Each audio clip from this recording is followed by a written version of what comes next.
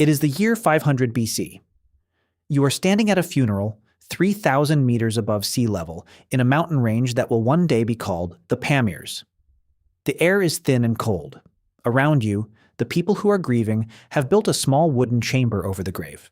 They've placed stones inside, heated until they glow red. And onto those stones, they're dropping handfuls of a plant that grows wild in these mountains.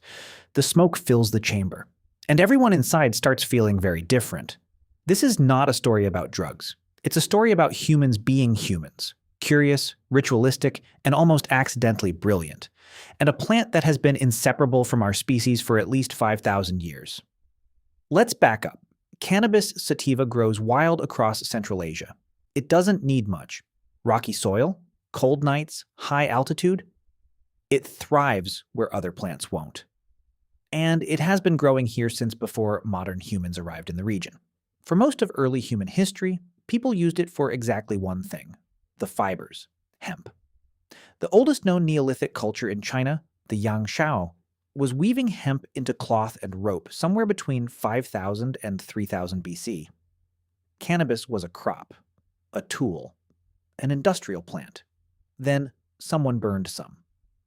We don't know exactly when humans first noticed that burning cannabis produced an effect.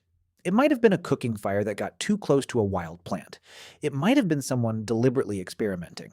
What we know is that by 2,500 years ago, people in the Pamir Mountains had figured it out, and they were actively selecting cannabis plants with higher levels of THC. That part is important. The cannabis found at the Jirzankel Cemetery in western China wasn't wild cannabis. It was significantly more psychoactive than the wild varieties growing nearby. These people were curating the plant. They knew what it did, and they were making it stronger. The braziers archaeologists found in the tombs contained stones scorched from repeated use and residue with detectable THC levels, confirmed by the Max Planck Institute in 2019. This was not a one-time accident. This was a ritual. The context matters here. Cannabis was burned during funerals. The smoke was meant to carry messages to the dead, or to open a channel between the living and whatever was on the other side. You weren't getting high for fun. You were getting high to talk to your dead grandmother. These are the kinds of things that sound absurd today and made complete spiritual sense 3,000 years ago. And you were not alone in this. But before we get to the warriors, let's talk about the doctors. Around 2700 BC, a Chinese emperor named Shen Nung was compiling what would become one of the earliest medical texts in history. He documented the use of cannabis, which he called ma, for treating pain, gout, rheumatism, and absent-mindedness. Yes, absent-mindedness. He recommended it as a remedy for a wandering mind.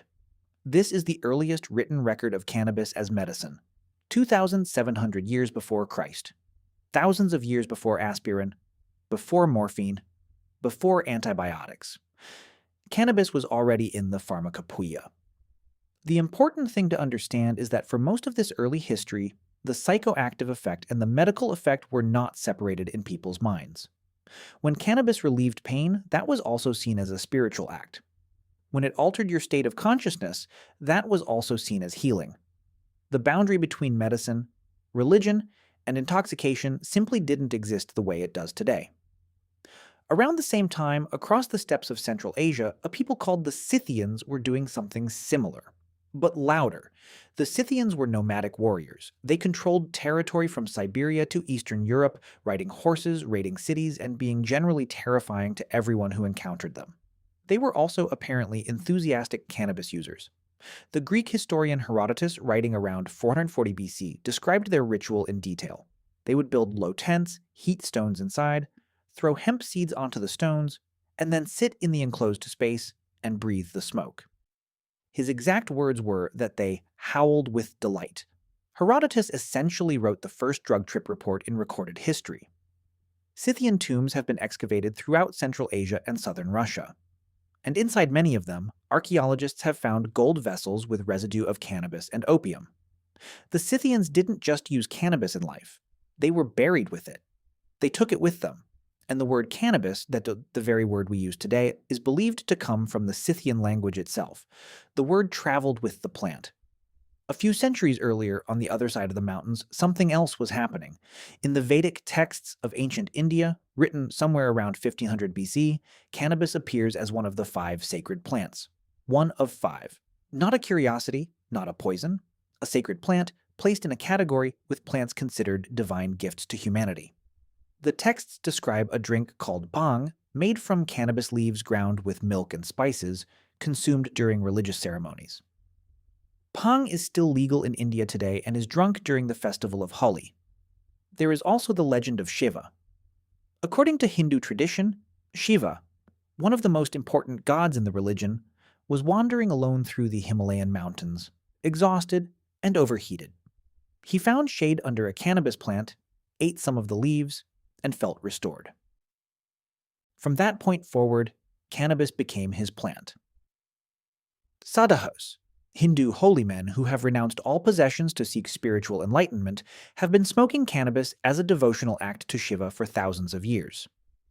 Across the border in Persia, the Zoroastrians, an ancient religious group whose texts are some of the oldest in the world, referred to cannabis in their sacred scripture, the Avesta, as the good narcotic. Not something to be condemned or avoided. A useful substance, a tool. A gift. Now here's where things get interesting.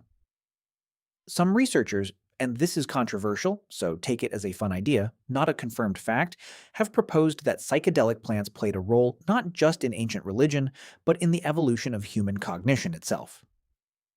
The stoned ape hypothesis, proposed by ethnobotanist Terence McKenna in 1992, suggested that early hominids foraging on the African savanna began eating psilocybin mushrooms, which grow on animal dung, and that the altered states produced by those mushrooms triggered rapid expansions in creativity, language, and symbolic thought. Most scientists don't accept this. The timeline doesn't quite work. The mechanism by which a drug trip becomes a heritable cognitive change is unclear. But there's something poetic in the idea that the same curiosity that drove early humans to put unknown things in their mouths, the same process that killed people who ate the wrong mushroom or the wrong berry, also led eventually to humans finding plants that made the world feel different, larger, stranger, more full of meaning. The Silk Road, the ancient trade network that connected China to the Mediterranean, was also a cannabis highway. As merchants moved east and west through Central Asia, carrying silk, spices, and gold, they also carried cannabis seeds. The plant arrived in Persia, then Egypt, then Greece, then Rome, then gradually into Europe. Every culture it reached seems to have found a use for it almost immediately. Some for fiber, some for medicine, some for ritual, some, eventually, for pleasure. By the time the Roman historian Pliny the Elder wrote about cannabis in the 1st century AD, it was already well established enough in the Roman world that he felt the need to describe it in detail, noting both its uses and, with some disapproval, what it did to people who consumed its resin. You can draw a straight line from the person who accidentally burned a cannabis plant and noticed something in the smoke, to the Scythian warrior howling with delight in a tent, to the Zoroastrian priest burning it during a funeral ceremony, to the Vedic scholar writing it into sacred scripture, to the Silk Road traders who carried the seeds west into Europe and east into China. By the time cannabis reached the rest of the world, it had already been used for thousands of years in contexts that had nothing to do with recreation. It was about death, about ritual, about the attempt to reach something beyond the ordinary. The fact that it was also, by all accounts, extremely enjoyable was probably a feature, not a flaw. Every culture that encountered this plant seems to have quickly decided it was sacred, which might just mean that humans, across every civilization and time period, have always had the same reaction to getting high for the first time. That it feels like it means something. Maybe it does. Maybe it doesn't. But the fact that you can trace an unbroken line of human cannabis use from a funeral in the Pamir Mountains 2,500 years ago to the present day tells you something important about our species. We have always looked for ways to feel something we couldn't feel otherwise. And this particular plant has been helping us do that for a very, very long time.